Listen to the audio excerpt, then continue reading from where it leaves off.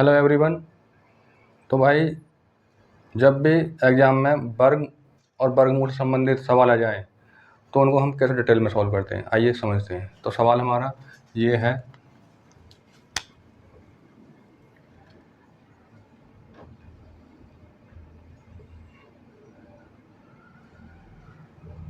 $2500 और प्लस 961 का मान होगा। ठीक है, ऐसे सवाल आ जाते हैं। तो सर्वप्रथम हम देखो कैसे इसे डिटेल में सॉल्व करेंगे। तो देखो भैया, इस रूट को हम जैसा है वैसा के वैसे लगे रहने देंगे और हम देखेंगे कि 2500 किसका रूट होगा। तो भैया 2500 होगा 50 का रूट। ठीक है, तो 50 और प्लस 961 किसका रूट होगा। तो 961 होगा 31 का रूट। तो हम यहाँ पर 31 लिख देंगे। ठीक है, अब हम इनको जोड़ लेंगे।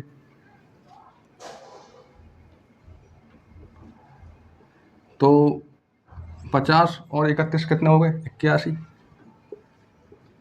अब हमें देखना है कि 81 किसका रूट होगा। तो भैया 81 होगा 9 का रूट। तो 9 ही इसका राइट आंसर होगा। आई थिंक आपको ये सवाल समझ में आ गया होगा। तो वीडियो को लाइक कर दीजिए। अंडर रूट 2 और प्लस अंडर रूट x बराबर 3 हो तो x बराबर क्या। ऐसा एग्जाम में सवाल आ जाए तो इसे हम कैसे डिटेल में सॉल्व करेंगे। तो भैया सर्वप्रथम हमें इसमें क्या करना होता है। तो इसमें हम दोनों साइड हम वर्क कर देंगे। तो हम यहाँ पर लिखेंगे कि दोनों तरफ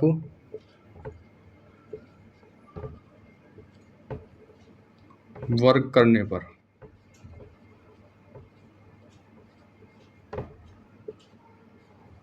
ठीक है, तो रूट 2 प्लस और रूट x की घात 2 और बराबर 3 की घात 2। देखो ये रूट 2 इस घात से कट जाएगा तो यहाँ पर बचेगी हमारी 2 प्लस रूट x बराबर 3 तिया 9।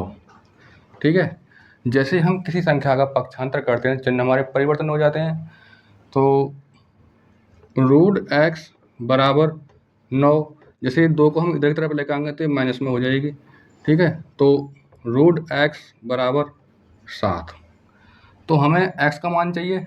तो भैया अब हम इस तरीक़ा से करेंगे कि पुनः वर्ग करने पर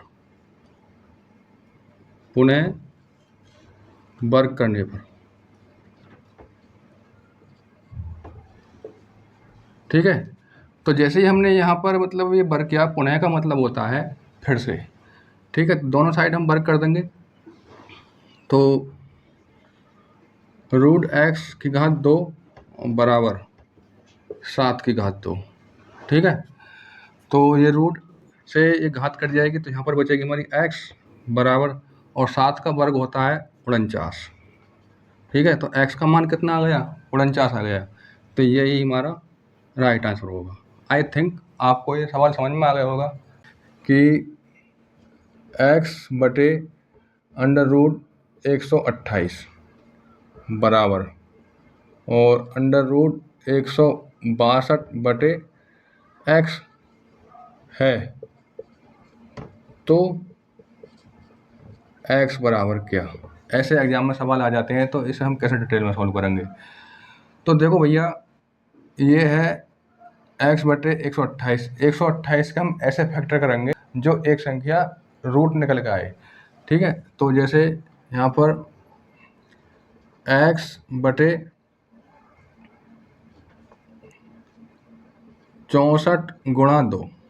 ठीक है, 64 गुणा 2 में करेंगे तो 128 तो जाएगा। इसी प्रकार अब हम इसे करेंगे। अब 162 का हम इस तरीक़ा का फैक्टर करेंगे जो एक संख्या रूट बन के आए। ठीक है, तो इस तरीक़ा से करना है कि 81 गुणा 2 बटे x। ठीक है, अब देखो भैया कि x बटे 64 किसका रूट होगा? तो 64 रूट होगा 8 का, तो ये रूट से बाहर निकल जाएगी। तो 8 रूट 2, या रूट 2 किसी का भी रूट नहीं है, ठीक है। और बराबर 81 किसका रूट होगा? तो 81 रूट होगा 9 का, तो 9 और रूट 2 बटे x। अब हम करेंगे क्रॉस मल्टीप्लाई, तो x गुणा x में करेंगे तो x की घात 2 बराबर, अब 8 रूट 2 गुणा 9 रूट 2 में करेंगे तो 8 ने 72, और रूट 2 की गुणा रूट 2 में करेंगे तो 2 ही आएगा, गुणा 2, ठीक है। अब x की घात 2, 72 दूनी कितने हो गए? 144, ठीक है। अब जैसे ही हम इसके आ रहे इस यहाँ इधर की तरफ लेकर आएंगे तो ये अंडर रूट में आ जाएगी संख्या, तो x बराबर अंडर रूट 144। अब देखो ये अंडर रूट में 144, तो 144 किसका रूट होगा? तो भैया 144 होगा 12 का रूट, तो x बराबर 12, यही इसका राइट आंसर होगा। x बराबर under root 7 under root 7 under root 7, और ये संख्या इनफाइनाइट तक चल रही है, तो x बराबर क्या होगा? ऐसा सवाल आ जाएगा एग्जाम में। तो जब भी और ये संख्या हमारी इनफाइनाइट तक चल रही है तो x का मान होता है 7 आंसर। तो भाई आपको यही पता होना चाहिए कि x बराबर 7 कैसे आएगा, तो हम यहाँ पर सेकंड अप्रोच से बताएंगे जो हमारा बेसिक रहेगा। x बराबर रूट 7 और रूट 7,